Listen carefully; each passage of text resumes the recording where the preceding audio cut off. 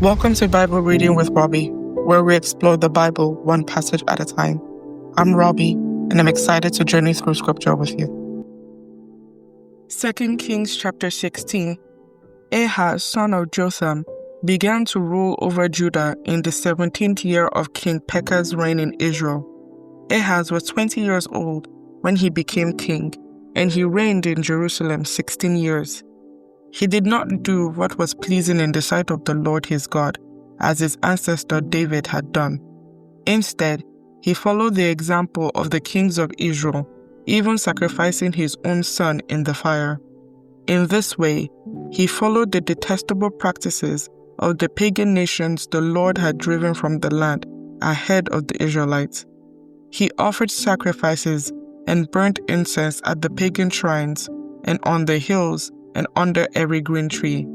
Then King Rezin of Aram and King Pekah of Israel came up to attack Jerusalem. They besieged Ahaz, but could not conquer him. At that time, the king of Edom recovered the town of Elath for Edom. He drove out the people of Judah and sent Edomites to live there, as they do to this day. King Ahaz sent messengers to King Tiglath-Pileser of Assyria with this message: I am your servant and your vessel. Come up and rescue me from the attacking armies of Aram and Israel. Then Ahaz took the silver and gold from the temple of the Lord and the palace treasury and sent it as payment to the Assyrian king. So the king of Assyria attacked the Aramean capital of Damascus and led its population away as captives, resettling them in Kir. He also killed King Rezin. King Ahaz then went to Damascus to meet with King Tiglath-Pileser of Assyria.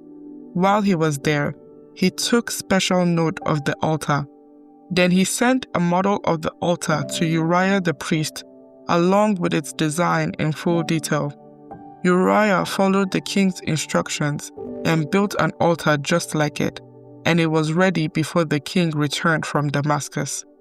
When the king returned, he inspected the altar and made offerings on it. He presented a burnt offering and a grain offering.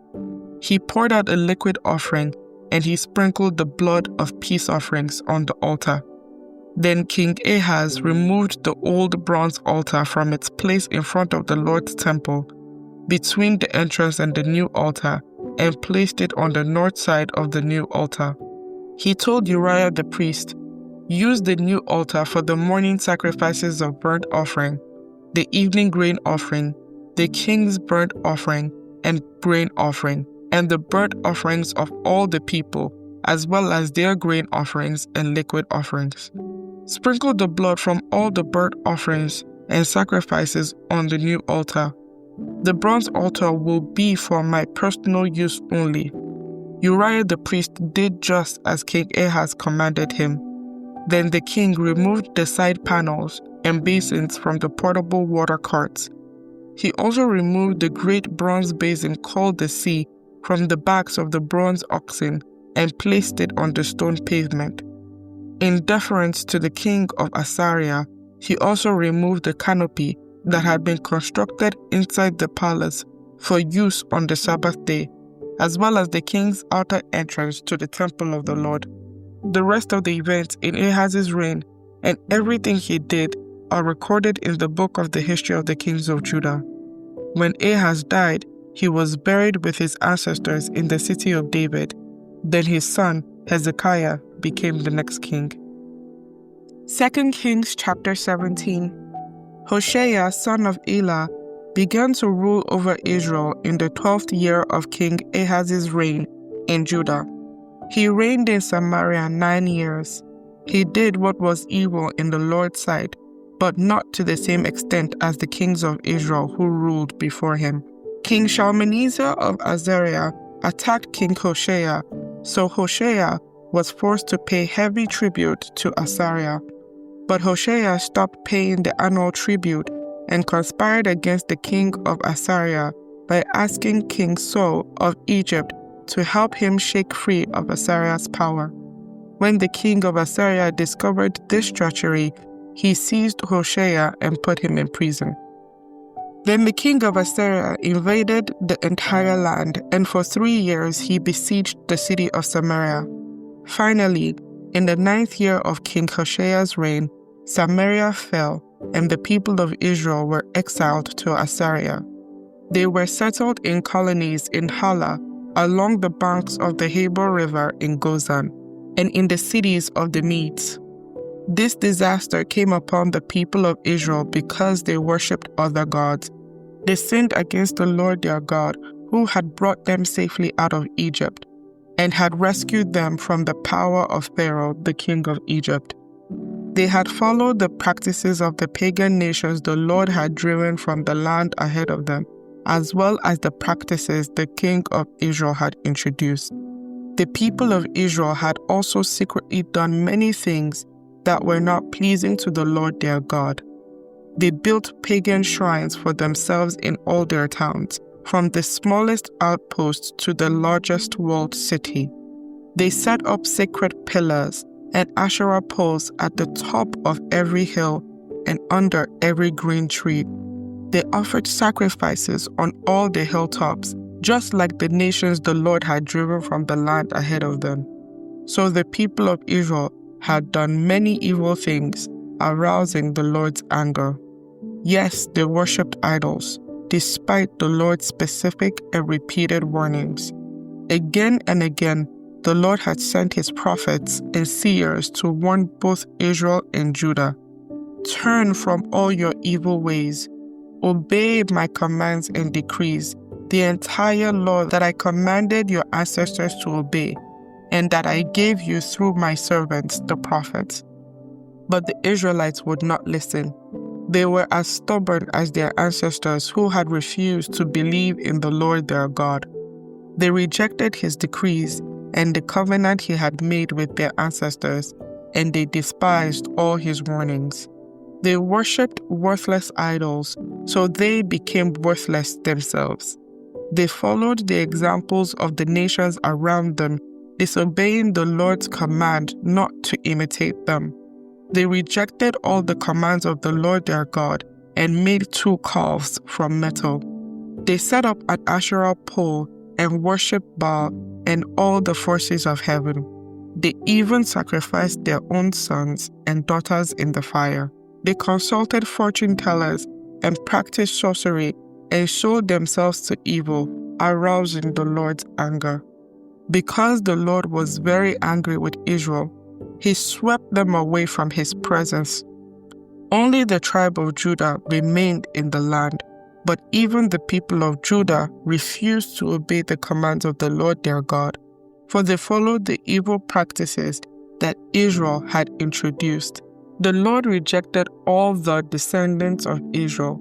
He punished them by handing them over to their attackers until he had banished Israel from his presence. For when the Lord tore Israel away from the kingdom of David, they chose Jeroboam, son of Nebat, as their king. But Jeroboam drew Israel away from following the Lord and made them commit a great sin.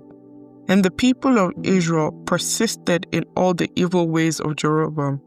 They did not turn away from these sins until the Lord finally swept them away from his presence, just as all his prophets had warned. So Israel was exiled from their land to Assyria, where they remain to this day. The king of Assyria transported groups of people from Babylon, Cusa, Ava, Hamath, and Sepharvaim, and resettled them in the towns of Samaria, replacing the people of Israel. They took possession of Samaria and lived in its towns. But since these foreign settlers did not worship the Lord when they first arrived, the Lord sent lions among them, which killed some of them. So a message was sent to the king of Assyria: "The people you have sent to live in the towns of Samaria do not know the religious customs of the God of the land.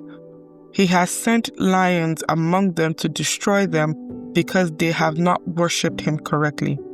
The king of Assyria then commanded, "Send one of the exiled priests back to Samaria.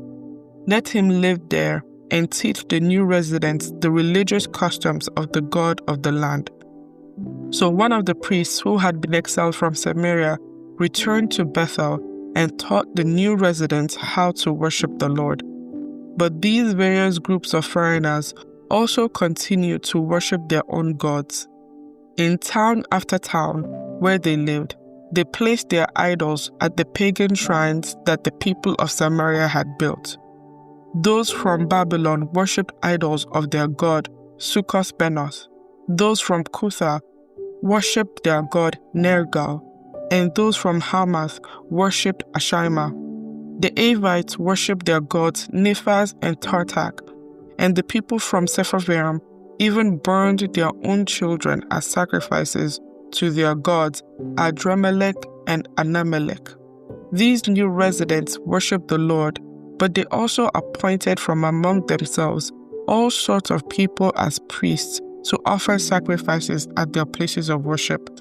And though they worshipped the Lord, they continued to follow their own gods according to the religious customs of the nation from which they came. And this is still going on today. They continue to follow their former practices instead of truly worshiping the Lord and obeying the decrees, regulations, instructions, and commands he gave the descendants of Jacob, whose name he changed to Israel. For the Lord had made a covenant with the descendants of Jacob and commanded them, "Do not worship any other gods, or bow before them, or serve them, or offer sacrifices to them, but worship only the Lord, who brought you out of Egypt with great strength and a powerful arm. Bow down to him alone, and offer sacrifices only to him. Be careful at all times to obey the decrees, regulations, instructions, and commands that he wrote for you. You must not worship other gods. Do not forget the covenant I made with you, and do not worship other gods. You must only worship the Lord your God. He is the one who will rescue you from all your enemies." But the people would not listen and continued to follow their former practices. So while these new residents worshipped the Lord, they also worshipped their idols, and to this day their descendants do the same. 2 Kings chapter 18. Hezekiah, son of Ahaz, began to rule over Judah in the 3rd year of King Hoshea's reign in Israel. He was 25 years old when he became king, and he reigned in Jerusalem 29 years. His mother was Abijah, the daughter of Zechariah. He did what was pleasing in the Lord's sight, just as his ancestor David had done. He removed the pagan shrines, smashed the sacred pillars, and cut down the Asherah poles. He broke up the bronze serpent that Moses had made because the people of Israel had been offering sacrifices to it. The bronze serpent was called Nehushtan. Hezekiah trusted in the Lord, the God of Israel. There was no one like him among all the kings of Judah, either before or after his time.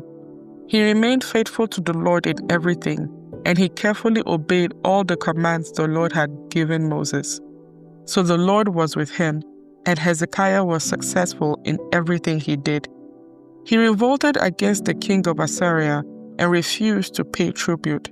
He also conquered the Philistines as far distant as Gaza and its territory, from their smallest outpost to their largest walled city.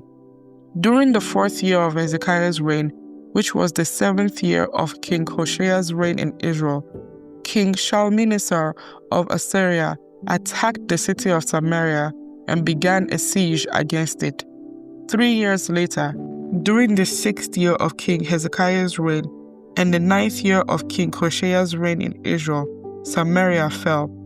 At the time, the king of Assyria exiled the Israelites to Assyria and placed them in colonies in Halah, along the banks of the Habor River in Goshen, and in the city of the Medes.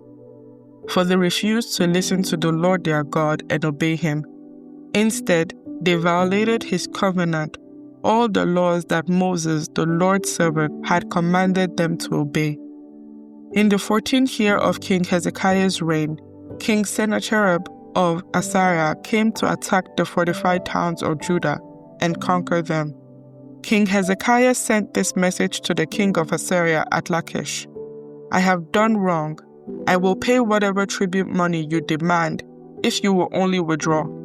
The king of Assyria then demanded a settlement of more than 11 tons of silver and 1 ton of gold.